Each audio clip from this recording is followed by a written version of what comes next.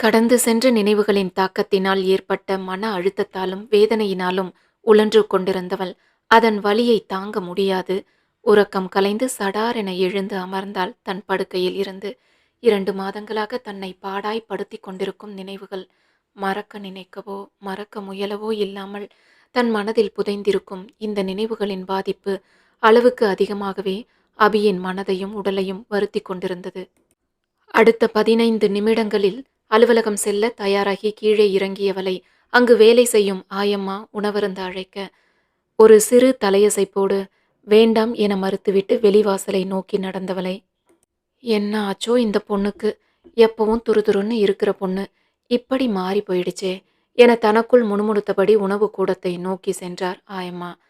அவை அபியின் காதில் விழுந்தபோதும் எந்த ஒரு பிரதிபலிப்பும் இன்றி வாசலுக்கு வந்து தன் 2 சக்கர வாகனம் நிறுத்தியிருந்த இடத்திற்கு செல்ல முயன்றவளை, அபி என்ற குரல் கலைக்க சத்தம் வந்த திசையை நோக்கி தலையை நிமிர்த்தியவள் அங்கு தன் காரில் சாய்ந்தபடி வினோ நின்று கொண்டிருப்பதைக் கண்டு அவனை நோக்கி சென்றாள்.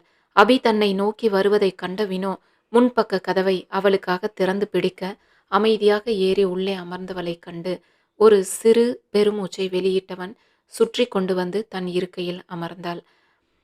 அன்று மாலை மிதமான வேகத்தில் வாகனத்தை செலுத்திக் கொண்டு தன் விடுதிக்கு திரும்பிக் கொண்டு இருந்தவள் ஒரு ஆள் அரவமற்ற திருப்பத்தில் அடையாளம் தெரியாத 2 பேர்களால் கடத்தப்பட்டாள்.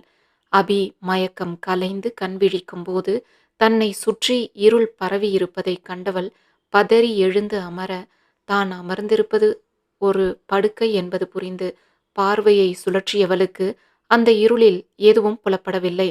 மனதை ஒரு பயம் கவ்வி பிடிக்க, யார் எதற்காக தன்னை கடத்தி இருக்கிறார்கள் என்று ஒரு பக்கம் யோசனை செல்ல, மற்றொரு பக்கம் இது என்ன இடம் என வேகமாக மூளை சிந்தித்தது. கண்கள் ஏதாவது தென்படுகிறதா என சுற்றிலும் ஆராய்ந்து கொண்டே இருந்தது.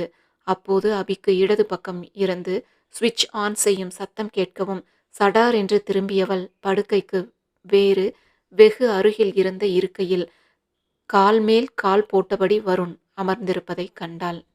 சுவாரஸ்யங்கள் நிறைந்த கவிச்சந்திராவின் அந்திவானில் உலாவினோம் கதையை தொடர்ந்து கேட்க விரும்பினால் கதைக்கான லிங்க் டிஸ்கிரிப்ஷன்ல இருக்கு. கதையை கேட்டு உங்களது கருத்துக்களை எங்களுக்கு தெரியப்படுத்துங்கள்.